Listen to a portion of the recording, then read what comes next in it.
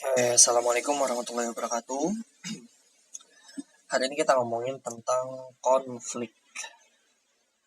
Ini pembahasan yang menarik ya, karena konflik ini adalah merupakan sebuah fakta sebenarnya, dan itu normal dalam kehidupan bernegara, dalam kehidupan bermasyarakat. Karena pada dasarnya setiap orang itu kita bersepakat dan meyakini bahwasanya orang itu memiliki pandangannya berbeda, latar belakangnya berbeda, tujuannya juga berbeda gitu. Tujuannya berbeda. Sehingga ketika seseorang tersebut itu memiliki pandangan yang berbeda, tujuan yang berbeda, dan juga keinginan yang berbeda, maka itu akan menjadi pemantik dan potensi konflik itu sendiri. Gitu. Dan konflik, kalau secara bahasa, paradigma orang mengatakan bahwa konflik ini adalah sesuatu yang berbahaya. Ya. Berbahaya karena di dalamnya ada perselisihan, ada kekerasan, dan lain sebagainya. Tetapi ternyata konflik tersebut itu nanti ada yang sifatnya positif. Walaupun juga pastinya ada yang sifatnya negatif gitu ya. Nanti kita omongin sampai akhir.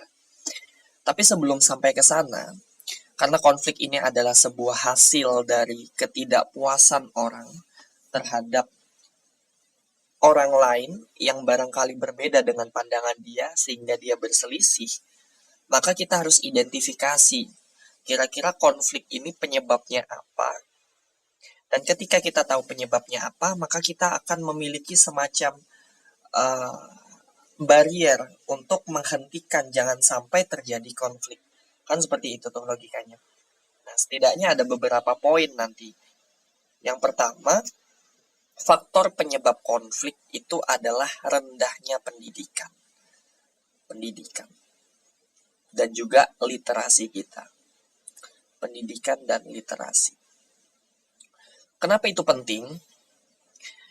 Ada sebuah data dari UNESCO yang mengatakan bahwa Indonesia itu memiliki peringkat 10 terbawah dari negara ini skor PISA yang mengatakan bahwa Indonesia itu dari 80 negara yang diteliti, Indonesia itu ada di peringkat ke-70. Artinya kita 10 terbesar tapi terbawah gitu. 10 terbesar tapi yang dari degradasi yang paling bawah. Dan ini mengindikasikan bahwa ternyata Indonesia itu memiliki tingkat pendidikan yang sangat rendah, kemampuan belajar yang sangat rendah. UNESCO juga bilang bahwa tingkat literasi Indonesia itu adalah 0,001%. Artinya per 1000 orang itu hanya satu orang yang memiliki tingkat literasi yang tinggi. Gitu. Maka secara pendidikan ini PR bagi kita. Entah dari institusi pendidikan, entah kita sebagai seorang masyarakat, atau sebagai seorang pemerintah. Kan kita bisa lihat dari berbagai macam sudut pandang seperti itu. Kenapa? Karena ketika pendidikan itu rendah, ketika literasi itu rendah, maka yang terjadi adalah masyarakat akan sangat mudah termakan dengan hoax pasti. Akan mudah tersulut emosinya karena dia tidak memiliki kemampuan mengendalikan emosi yang baik. Gitu. Dan sering banget ya seseorang tersebut ketika buka Instagram, ketika dia buka TikTok, yang barangkali dia cuma ngelihat thumbnailnya doang. Dia tidak senang membaca caption yang ada di bawahnya. Tapi dia langsung buka komen, dia langsung komen sangat panjang. Dia tidak ada memiliki keinginan bahkan untuk mencerna informasi yang ada di dalamnya. Kan ini lucu nih. Dia tahu informasi secuil, ya. Ketika dia tahu informasi secuil tersebut, harusnya dia mencari informasi yang lebih banyak dong, bahwa informasi dia ini sebenarnya tidak lengkap. Tetapi dia langsung menarik garis yang paling belakang dan dia langsung menyimpulkan semacam pendapat dia, yang pendapat tersebut tidak didasari kepada informasi yang sangat jelas. Maka saya sangat sangat terkesan ada sebuah perkataan dari Ferry Irwandi yang mengatakan bahwa kalau kita memiliki satu buah pandangan dan kita yakini pandangan kita itu benar, prinsip kita itu benar, maka coba dong kita melihat sudut pandang yang berbeda. Artinya kita memiliki prinsip keterbukaan seperti itu. Karena Seperti Bagus Mulyadi mengatakan bahwa inkompetensi itu membunuh lebih banyak orang daripada orang yang jahat. Gitu. Setidaknya yuk kita jadi orang yang pintar, kita yang memiliki kemampuan literasi yang tinggi agar kita tidak mudah salah paham, kita tidak mudah termakan dengan hoax, kita tidak mudah dibodohi oleh orang lain. Gitu. Setidaknya kita mulai dari diri kita sendiri. Kenapa? Karena ketika pendidikan rendah, ketika tingkat literasi kita rendah, maka yang terjadi adalah akan menimbulkan potensi konflik yang sangat besar. Ketika sudah sampai konflik, ya akan ada banyak problem yang lebih besar nanti di belakangnya. Seperti itu. Terus yang kedua, poin yang kedua yang menjadi penyebab konflik adalah ketimpangan. Ketimpangan sosial maupun ekonomi. Ketimpangan kita, kalau kita lihat di Google, itu 0,38. Ya. Semakin mendekati angka 1, ketimpangan itu semakin tinggi. Semakin mendekati angka 0, ketimpangan itu semakin rendah. Gitu. Dan artinya ketimpangan kita 0,38 di dalam Gini rasio. Dan lumayan tinggi. Artinya orang yang kaya itu menguasai sangat banyak kekayaan daripada orang-orang yang sebagian besar miskin. Saya juga pernah dengar data bahwasanya 20% orang kaya itu menguasai setidaknya 40% uang yang ada di seluruh Indonesia. Hanya dikuasai oleh 20% orang kaya kalau tidak salah. Nah, ini menjadi indikasi bahwasanya ketimpangan kita itu sangat tinggi. Ketika ketimpangan itu tinggi, maka yang menjadi akibat utamanya adalah orang akan merasa dia tidak karena kenyataannya ketika orang yang kaya banget sama orang yang miskin banget itu secara pelayanan berbeda. Ketika secara pelayanan berbeda, maka orang-orang yang miskin itu akan merasakan iri terhadap orang-orang yang kaya. Dan itu akan menjadi potensi konflik ke depannya. Seperti itu. Dan menarik lagi, ada sebuah data. Ada 2 data yang untuk mengukur kemiskinan. Yang pertama dari pemerintah dan yang kedua itu dari dunia, dari Bank Dunia. Tahu nggak bahwa kalau dari sudut pandang Indonesia itu miskinnya itu hanya sekitar 8,47%. Kecil ya. Kalau ada 100 orang, kalau 8% itu paling cuman 1 orang aja yang miskin berarti. Gitu. Kalau ada 100 orang, berarti cuman ada 8 orang aja yang miskin. Kan begitu logikanya. Kenapa itu bisa terjadi? Ya, ternyata ukuran dari kemiskinan pemerintah itu adalah ketika seseorang tersebut itu penghasilan per bulannya adalah 595.000. Kalau penghasilan saya nih 600.000 sudah dikategorikan sebagai orang yang kaya menurut Indonesia.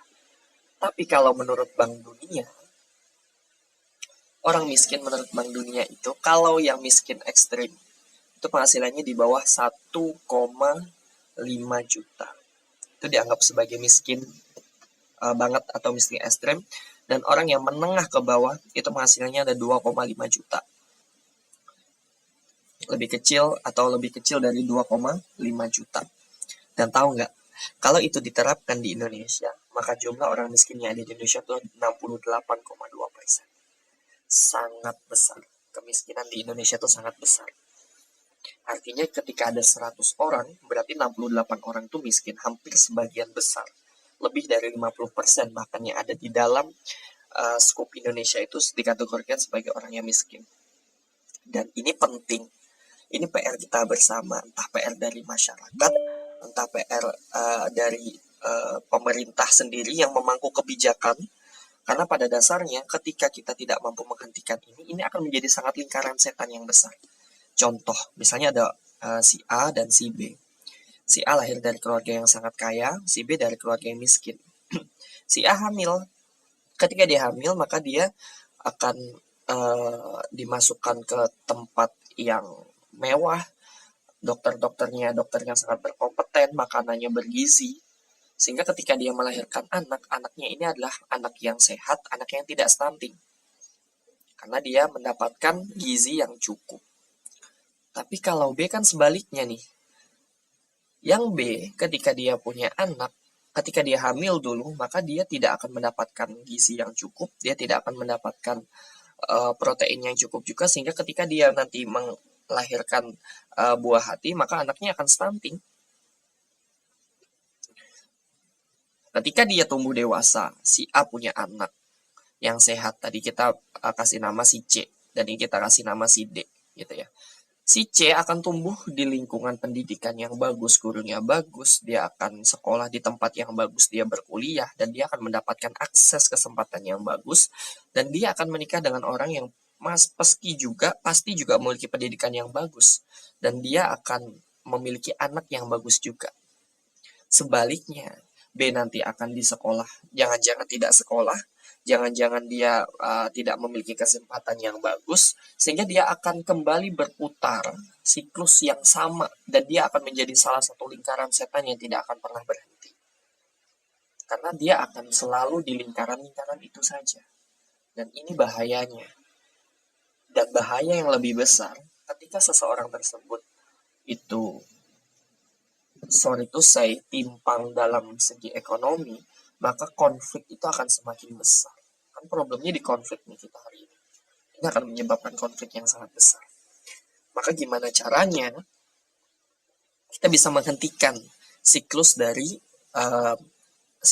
kemiskinan itu sendiri supaya tidak terjadi potensi konflik yang semakin besar.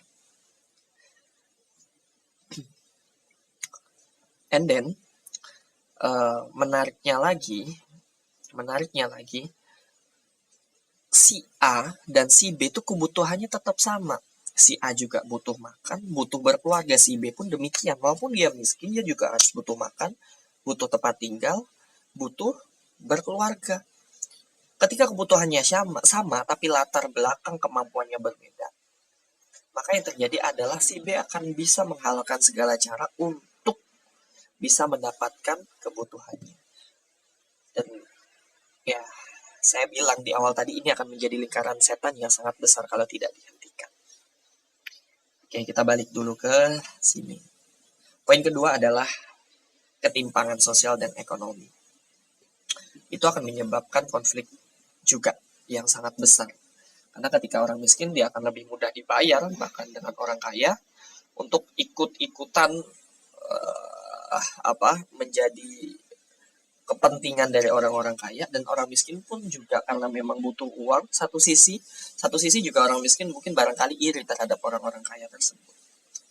Terus yang ketiga, yang menjadi identifikasi konflik adalah perbedaan pandangan politik. Pandangan politik, saya gabungin aja ya, pandangan politik dan juga perbedaan budaya. Pastilah, ketika pandangan budaya, ras itu berbeda, dan ini memang terjadi di Indonesia yang beribu-ribu pulau, beribu-ribu bahasa, sangat banyak provinsinya, itu merupakan sebuah fakta sebenarnya, perbedaan budaya, ras, agama, dan juga pandangan. Tetapi gimana caranya kita bisa merajut itu semua menjadi sebuah kekuatan, tidak menjadi sebuah potensi konflik. Pertanyaannya di sana. Karena ketika menjadi potensi konflik, kenapa nih? Dengan perbedaan bisa menimbulkan potensi konflik, berarti kan ada sesuatu pemantiknya. Dan saya melihat pemantik tersebut adalah karena seseorang itu selalu menganggap dirinya benar, menganggap orang lain salah, selalu menganggap dirinya itu sempurna, orang lain tidak sempurna, selalu menganggapnya dirinya penting, orang lain tidak penting. Percayalah bahwa perbedaan itu ada, perbedaan itu nyata, tapi jangan pernah kita merasa bahwa kita paling benar, kita paling pintar, kita paling oke, kita paling penting, sehingga kita mengesampingkan orang lain untuk tujuan kita. Karena ini akan menjadi potensi konflik ke depannya. Dan yang terakhir adalah keadilan sosial. Keadilan itu tidak hanya dimulai dari orang kaya, tidak dimulai dari pemerintah. Barangkali kita harus juga adil terhadap setidaknya kepada diri kita, kepada anak kita. Karena keadilan ini bisa dilihat dari berbagai macam sudut pandang. Dari sudut pandang kita sebagai orang tua, sudut pandang kita sebagai seorang murid, sudut pandang kita sebagai seorang guru, dan yang terpenting sudut kita sebagai seorang pemerintah. Ketika kita tidak mampu menerapkan sebuah prinsip keadilan, maka yang terjadi adalah orang-orang yang merasa tidak diadili, atau timbangannya itu tidak sama, tumpul ke atas misalnya dengan tajam ke bawah, maka orang-orang yang merasakan penindasan inilah yang akan menyebabkan sebuah konflik yang sangat besar. Bukan salah orang yang bawah, tapi salah orang yang dia tidak menerapkan sebuah prinsip keadilan yang benar. Maka ketika kita keadilannya itu bisa dirasakan, perbedaan budaya dan pandangan politik kita bisa merasa bahwa ya kita memang berbeda, tetapi kita memiliki ikatan yang sama, yang tidak akan pernah putus selamanya, yaitu kita di negara yang sama, yaitu Indonesia. Kita memiliki tingkat ketimpangan yang rendah dan juga kemiskinan yang rendah, pendidikan yang juga tinggi, maka saya yakin konflik ini akan menjadi sangat kecil. Pertanyaannya, kita masih pendidikannya rendah kayaknya, khususnya di Indonesia. Ketimpangan kita masih tinggi, kemiskinan masih tinggi, sedangkan pandangan perbedaan politik juga makin tinggi. Keadilan sosial, kita juga bisa melihat berbagai macam konflik-konflik yang itu disebabkan oleh ketidakadilan pemerintah memberikan porsi yang benar kepada para rakyatnya. Ini PR kita bersama, gimana caranya kita membungkus perbedaan-perbedaan, kita membungkus faktor-faktor yang menyebabkan konflik itu menjadi sangat minim. Sedikit terakhir, tadi saya bilang bahwa konflik itu ada sifatnya yang positif dan negatif. Kalau negatif kayaknya nggak perlu kita jelasin ya, karena sifat konflik itu memang merusak. Konflik karena sebuah perbedaan, maka itu akan menjadi potensi perusakan yang sangat besar. Tapi kira-kira sifat positifnya apa? Positifnya adalah yang pertama, kita mengakui bahwa kita memang ada masalah. Itu positif tuh. Sehingga kita ketika tahu bahwa ini sebuah potensi masalah, maka kita harus bisa hentikan. Ketika ada konflik, orang tersebut itu tidak, konfliknya kecil misalnya ya, orang tersebut tidak membaca berita secara lengkap. Berarti kan ada permasalahan dalam literasi kita. Itu PR kita bersama tuh, gimana caranya kita meningkatkan literasi. Satu. Terus misalnya ketika ada seseorang itu tidak merasakan ketidakadilan. Ketika ada orang kaya, dia diberikan akses pendidikan lebih oke, diberikan akses kesehatan lebih oke. Padahal itu tugas pemerintah untuk bisa memeratakan. Ketika itu terjadi, maka yang pertama kita tahu kan bahwa itu merupakan sebuah masalah. Maka sifat positif konflik tersebut adalah kita mengakui bahwa itu sebuah masalah, kita harus hentikan. Seperti itu. Dan yang kedua, sifat positifnya adalah merupakan sebuah perubahan. Perubahan terjadi biasanya dimulai dari konflik. Kebijakan-kebijakan yang tidak benar, kebijakan-kebijakan yang tidak menguntungkan masyarakat yang ada di bawah, itu bisa dihentikan dan bisa dirubah ketika ada konflik. Ketika ada pihak yang tersakiti. Ketika ada pihak yang tersakiti, maka dia demo di depan DPR, sehingga pemerintah itu merasa bahwa oh ternyata kebijakan saya salah. Ketika kebijakan salah, maka saya harus bisa merubah kebijakan tersebut untuk bisa pro terhadap rakyat. Tapi kalau bisa jangan sampai jauh ke sana. Kalau bisa jangan sampai ada konflik yang berkepanjangan. Kalau bisa memang adil lah dulu. Kalau sudah adil, maka sudah tidak ada konflik. Nggak perlu kita, rulesnya tuh nggak perlu ketidakadilan dulu, baru konflik, baru merubah kebijakan. Jangan seperti itu dong. Kalau bisa kebijakan tersebut tuh sudah adil, sehingga tidak ada multiplier efek ke konfliknya, tidak ada multiplier efek ke demonya. Kalau masyarakat sudah adil, semua masyarakat diuntungkan, berarti yang tidak ada konflik dan tidak ada permasalahan. Seperti itu. Terakhir, ada sebuah rumus bahwa ketika konflik itu ditambah dengan sebuah emosi, maka ini akan menjadi sebuah kehancuran. Ketika konflik ditambah dengan dialog, ini akan menjadi sebuah perubahan. Dan konflik ditambah dengan keadilan, itu akan menjadi sebuah kemajuan. Konflik ketika dibungkus dengan sebuah emosi itu akan menjadi sebuah kehancuran.